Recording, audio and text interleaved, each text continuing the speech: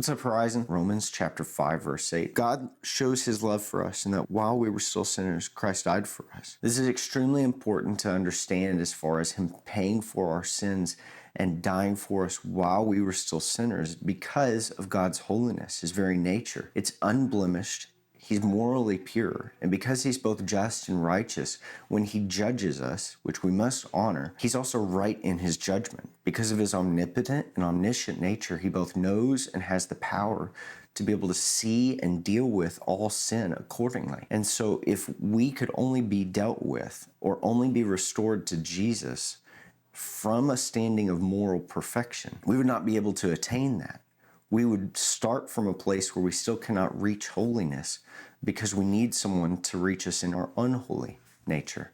Romans chapter 1 deals with and even shows us the receipt of what Jesus did to show his love for us while we were sinners, in that the prophets spoke. This is before our sin has been dealt with. The prophets spoke of the Christ and the Messiah, the one who would come to pay for our sins. We have the picture of Abraham and Isaac being sacrificed, and picture therefore of Jesus to come and to be sacrificed on our behalf. You have John the Baptist being spoken of, even in the Old Testament, that a voice would come crying out of the wilderness. You have Jesus' death, burial, and resurrection as all proofs and receipts of what he has done. And so as we walk forward in our life, we can know that while in our sin, Christ understood it fully, paid for it fully, and we have the receipts to show that he was faithful since the beginning of the foundations of the world and before that, even up until now.